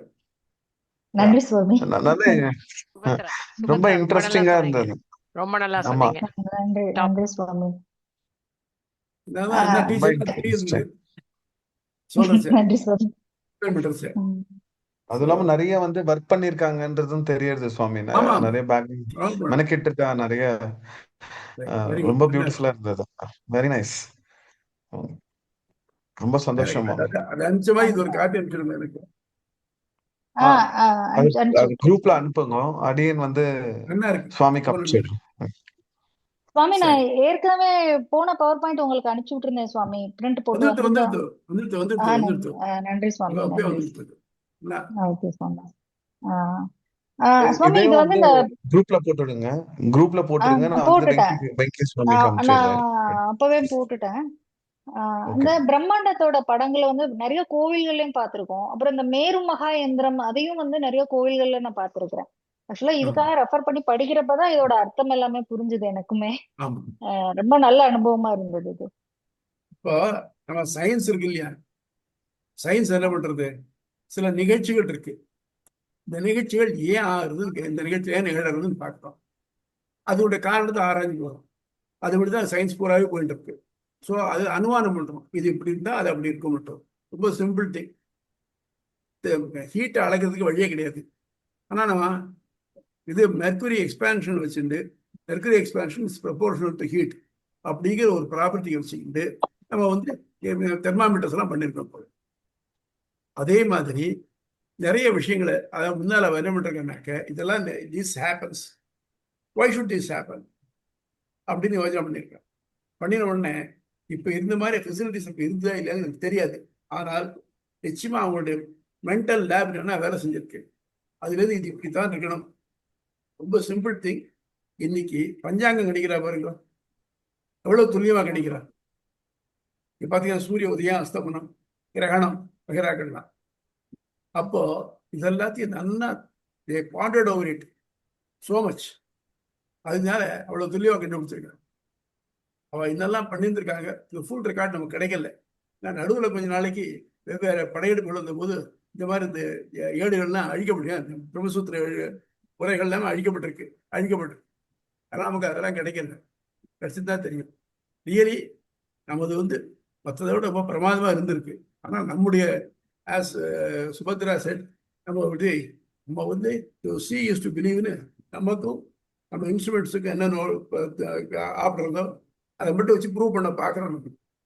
ஆனால் அது தட் இஸ் நாட் ஃபைனல், அதுக்கு மேலே இருக்கு. அதைத்தான் நம்ம வந்து எடுத்துக்கிறோம். கரெக்டு நீங்க பண்ணது. நன்றி சுவாமி.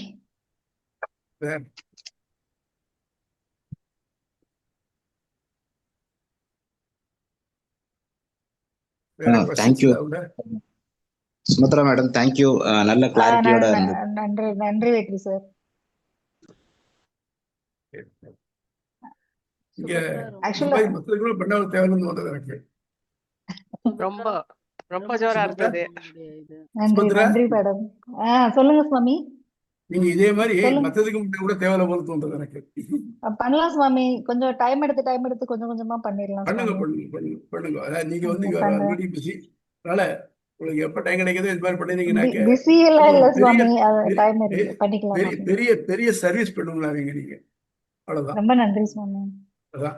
அது பண்றப்போ அதுக்குரிய புரிதல் எனக்குமே நிறைய கிடைக்குது சுவாமி, நிறைய ஆ விஷயங்கள் தெளிவாகுது. உண்மையிலேயே இப்ப இப்ப ஒவ்வொரு தடவும் இது படிக்கிறச்சு, இது இதனால எந்த படிச்சிருந்தாலும் சரி, ஒவ்வொரு தடவை படிக்கிறச்சு புதுசா நமக்கு ஒண்ணு தோன்றிட்டு இருக்கு. அதுக்குள்ளே அதேதான் நம்ம சுவாமி. மேல போக போகத்தான் ஆழ்நிடல் முத்தெடுக்கிற மாதிரி you go deeper you get a better one அந்த மாதிரி. அதான் சுவாமி. ஆக்சுவலா சுவாமி, நான் இந்த பாகவதம் நான் முன்னாடி படிச்சிருக்கிறேன். ஆனா இப்போ இந்த விசிஷ்டாத்வைதம் இந்த கிளாஸுக்கு அப்புறம் நான் ஏன் இந்த பிரம்மாண்டத்தை வந்து மனித உடல்ல இருந்தே யோசிச்சுட்டு இருக்கேன், யோஜனை தூரங்கள இதை நான் ஜீவாத்மாவோட பெர்ஸ்பெக்டிவ்ல இருந்து பார்த்தா எப்படி இருக்கும்னு பார்த்தப்பதான் எனக்கு இவ்வளவு இன்சைட்ஸ் கிடைச்சது சுவாமி. அந்த ஸ்வர்கலோகம் புவர்லோகம் எல்லாமே எனக்கு அதுக்கப்புறம் தான் புரிபட்டுச்சு. இது ஜீவாத்மாவை போயிட்டு வர இடங்கள் தானே ஒழிய மனித உடலோட போற இடங்களே கிடையாது அப்படின்னு புரிஞ்சுது. அப்போ வந்து நம்ம என்ன பண்றாங்க, சயின்ஸ் பீப்புள் வந்து இது எல்லாத்தையும் சயின்ஸோட கம்பேர் பண்ணிட்டு இவங்க எல்லாம் முட்டாள்தனமா ஏதோ சொல்லியிருக்காங்க அப்படின்னு சொல்லி ஓரங்கட்டுறாங்க. அப்ப பெர்ஸ்பெக்டிவே மாத்தி பார்க்க வேண்டியதா இருக்குங்கிறதே எனக்கு இங்க இந்த ஸ்ரீபாஷ வகுப்புக்கு அப்புறம் தான் புரிஞ்சது சுவாமி. எனக்கு ஒரு நல்ல அனுபவம் தான் இது. அது சில விதமா உணரத்தான் முடியும், எல்லாத்தையும் காமிக்க முடியாது.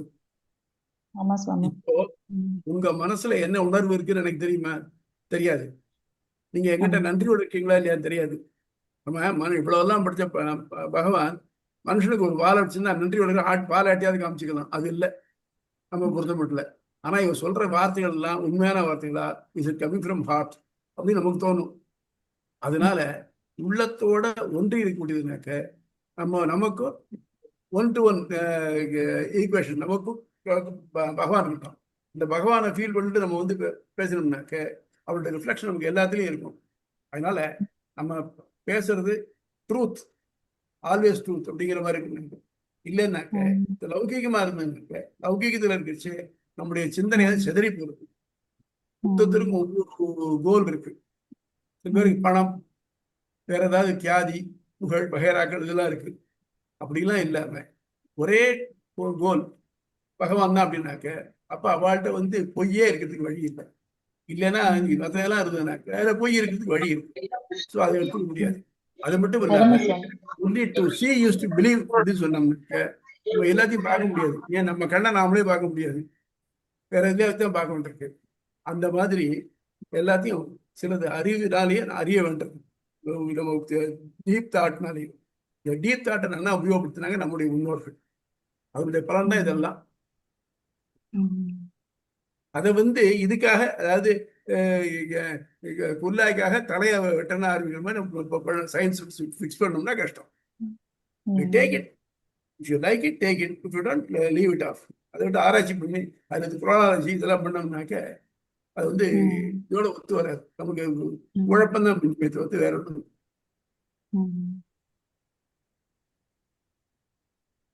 சுபத்ரா, ரொம்ப அழகா இருந்தது உங்களோட முதல் அறிமுகமே வந்து சயின்ஸ் நான் கழட்டி வச்சுட்டு நம்ம பண்ணணும்னு சொன்னீங்க இல்லையா, அதுவே வந்து ஒரு பெரிய. ஏன்னா மேடம் நான் வந்து அப்படிதான் பண்ணினேன். முதல்ல எல்லாத்தையும் மறந்துட்டு தான் இதை உள்ள போனேன். இல்லைன்னா என்ன ஆகும், ரெசிஸ்டன்ஸ் வந்துட்டே இருக்கும். நான் அதை அக்செப்ட் பண்ண முடியாது, நம்ம சயின்ஸ்ல அப்படி இருக்கே இப்படி இருக்கேன்னு சொல்லிட்டு. அதனால நான் எல்லாத்தையும் மறந்துட்டு இதை நான் அப்படியே எடுத்துக்க போறேன் அப்படின்னு சொல்லி எடுத்தப்போ பல புரிதல்கள் வந்தது மேடம். இந்த மேலுலகம் கீழுலகம் எல்லாமே புரிஞ்சுது. ஜீவாத்மா அடுத்தடுத்து எடுக்கிற பிறப்புகள் அது அனுபவம் தான் அது அப்படின்றதே எனக்கு புரிஞ்சுது. ரொம்ப நல்லா இருந்தது மேடம். இது ப்ரிப்பரேஷனே எனக்கு ரொம்ப நல்லா இருந்தது 2 வாரமா. நல்ல உழைப்பு. எங்களுக்கு அப்படியே எங்களுக்கு டிரான்ஸ்ஃபர் பண்ணிட்டீங்க. நன்றி மேடம். சாமி சாமி சார்.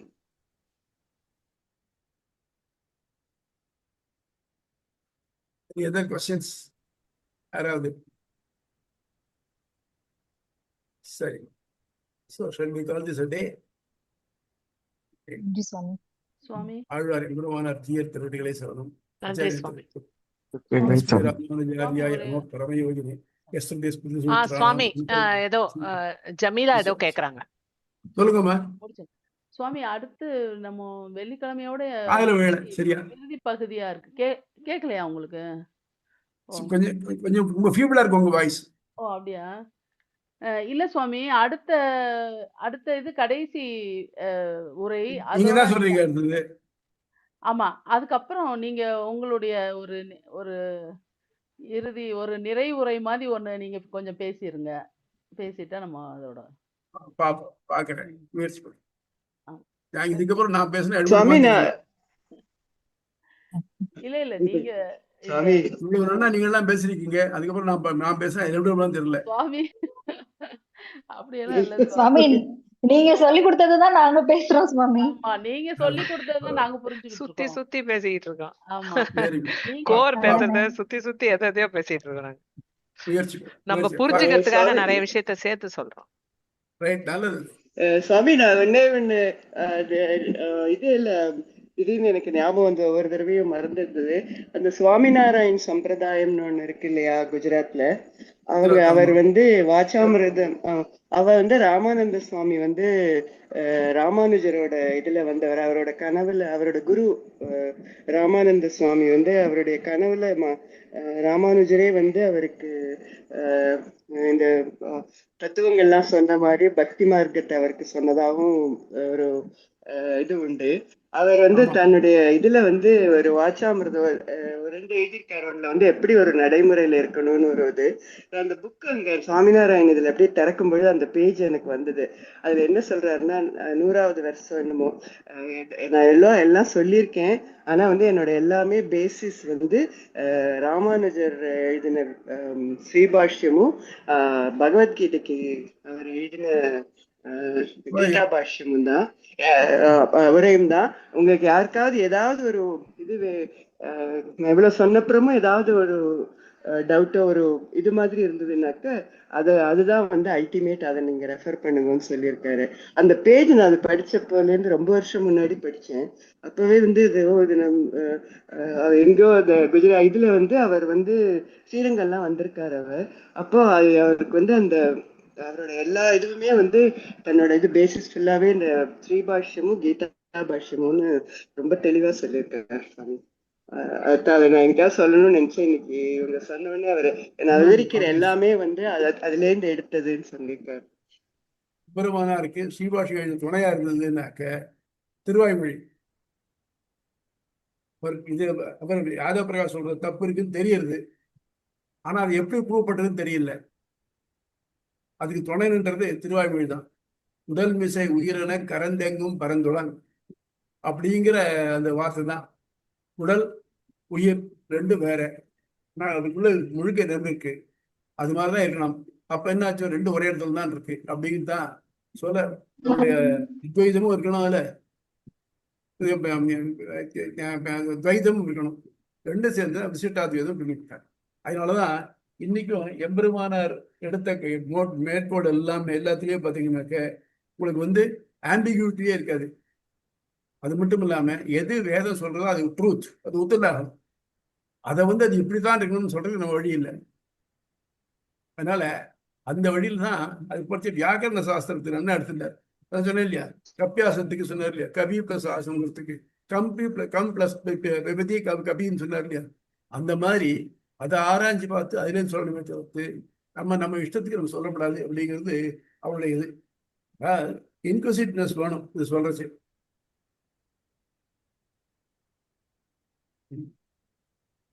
அப்புறம் வேற ஏதாவது உண்டா?